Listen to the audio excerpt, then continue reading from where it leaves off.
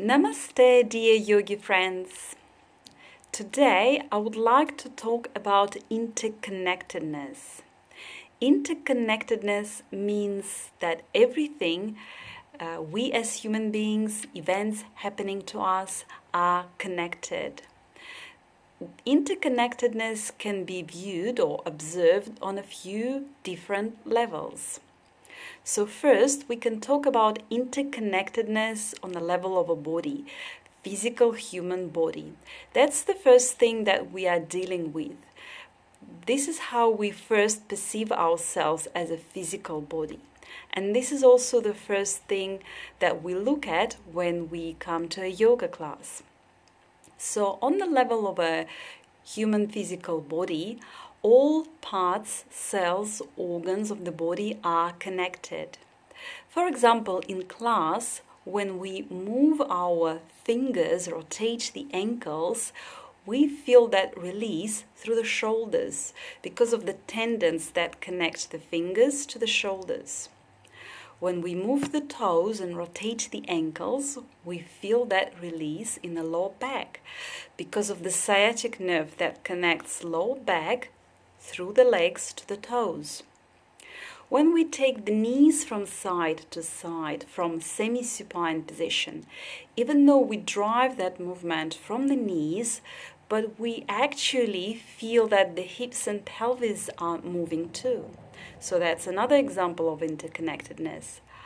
Or if you remember how we are pressing the lower back down from semi-supine and then arching lower back, even though we are using the lower back to do that movement, but you might notice that the nose and the chin are moving as well. So these are the examples of interconnectedness on a physical human level. We can also look at the interconnectedness from the level of a body-mind system, and we are that body-mind system. In yoga, body and mind and also breath are connected. The state of the mind is reflected in the breath and vice versa. When we feel anxious and stressed, our breath becomes shallow, rapid. We can alter our breathings through different yogic breathing techniques, and then our breath becomes slow and deep. And this, in turn, affects our mind. The mind gets clear and calm. And this is how it works in yoga. There is also a relationship between the body and mind. When we experience emotions, for example, strong emotions like anger or fear, they are manifested in the physical body as tightness or tension. So how that happens? First, the thought is born in our head. It is followed by emotions. There is a window of opportunity here. If we have enough of training and practice to observe that thought first and then to observe the emotion, simply observe it and let it go, then the tension is not stored in the body. But for most people, they don't have that training. They don't have enough of practice or no practice at all. And that's why all those emotions, they manifest in the body as physical tension. But in class, luckily we have yoga classes. In class, we move the body, we use movements, and we also use the breath to release that physical tension. And once the physical tension is released, the emotional charge around that physical tension gets released too. That's why if you do yoga intensely, you can experience strong emotions. You can experience crying or laughter during or after class. Not necessarily it happens for everyone and not in every class. As I said, it happens when you do yoga intensely. And once the emotional charge is released, it has a direct effect on the mind. So generally, the mind gets clear. There is also interconnectedness among people on a quantum energetic level. We all influence each other on a daily basis. You might have experienced being around someone who is angry.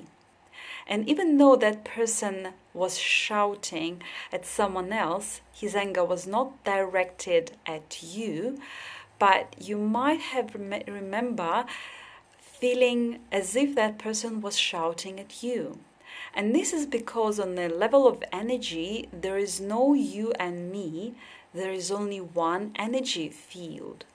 We drink from and we bathe, metaphorically speaking, from that same energy field. Likewise, being around someone who is positive, who is loving, kind, and compassionate affects us. We feel that love, that kindness, and compassion from them. We feel it, and we start to feel the same. So it's good to be aware of what kind of energy you're bringing into the relationship with other people, you're bringing into the world, whether it's angry, complaining, negative energy, or whether it's positive, loving, compassionate, kind energy. Because we are connected and we all feel that energy all the time, we get affected by it. Not only we affect others emotionally, but mentally as well. Throughout the history, there are many great examples of inspiring leaders and people who have affected others and have won admiration of millions of people by their brilliant ideas, which have often led to great discoveries and innovations. So remember, ideas is something that is born on the level of the mind. So that's our mental state. So our mental state, the state of the mind, the ideas we generate and how we project them onto the world affects others as well. We can also talk about global connectedness, when what happens in one country affects the rest of the world. And the recent example being is that of a coronavirus, but I'm not going to go into that today. Today I simply wanted to briefly reflect on that observation of how everything inside of us, our physical, emotional, and mental bodies, as well as outside of us, is connected. How we are connected to each other and we are constantly affecting each other. And I would like you to start to notice that connection. This is how you become aware, by starting to pay attention. So start to pay attention to what is happening inside of you, and you have those three different levels: physical, emotional, and mental. And what is happening outside of you, and how that what's happening inside of you and outside of you is affecting you on those three different levels: physical, emotional, and mental, and how it is affecting others. So that's it really for today. Please let me know whether this makes any sense at all, or whether it's too deep and theoretical. If you have any questions, I would like to hear them and answer them in my next video. And I'm looking forward to read some of your comments and maybe hopefully see some likes. Thank you for listening. Namaste.